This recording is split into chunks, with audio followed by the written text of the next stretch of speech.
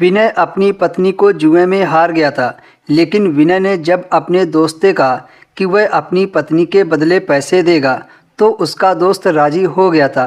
विनय घर आया तो उसने सीमा को बताया कि उसका दोस्त मान गया है और कहा है कि अगर तुम मुझे बीवी के बदले पैसे दे दोगे तो मैं तुम्हारी बीवी को छोड़ दूंगा। लेकिन जब विनय ने सीमा को पैसे बताए तो वह हक्का बक्का रह गई, क्योंकि इतने पैसे तो सीमा मरकर भी नहीं दे सकती। सीमा रोने लगी और अपने पति से कहा कि हम लोग इतने सारे पैसे कहाँ से लाएंगे। विनय ने कहा, तुम चिंता ना करो, मैंने अपने दोस्त से 1 महीने की मोहलत मांगी है और मैंने कहा है कि 1 महीने में मैं तुम्हें पैसे दे दूंगा। सीमा कहने लगी कि 1 महीने में इतने पैसे कैसे कमाओगे। विनय ने कहा कि मैं अब बंगाल जाऊंगा और वहीं दिन रात मेहनत करके अपने दोस्त के सारे पैसे चुका दूंगा।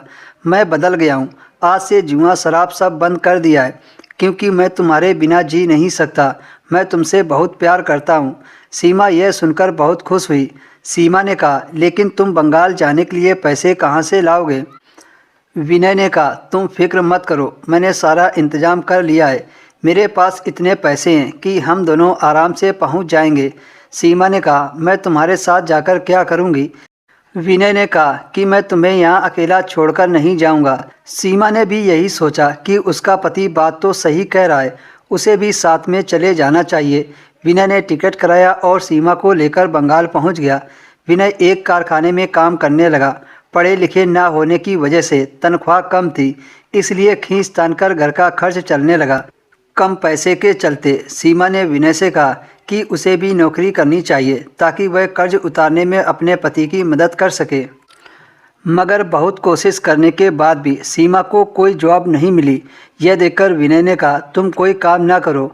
मगर सीमा ने कहा कि हम पर लाखों का कर्जा है, उसे कैसे चुकाएंगे। इसलिए पति के मना करने के बावजूद सीमा काम की तलाश करने लगी।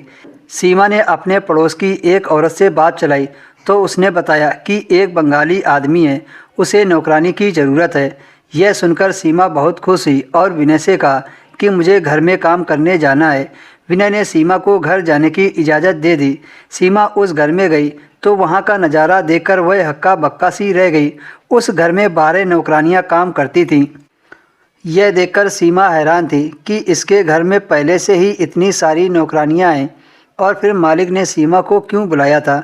सीमा डरते डरते बंगाली मालिक के पास पहुंच गई, लेकिन मालिक ने जैसे ही सीमा को देखा तो फौरन काम पर रख लिया और कहा कि तुम मेरे कमरे में साफ़ सफाई कर देना और रात के 8 बजे के बाद तुम अपने घर चली जाना। सीमा को दिन के समय में ही घर का काम करना था, इसलिए उसने हामी भर दी। सीमा को बंगाली मालिक ने तनख्वाह बताई, वह बहुत कम थी। सीमा ने मालिक के घर का काम करना शुरू कर दिया।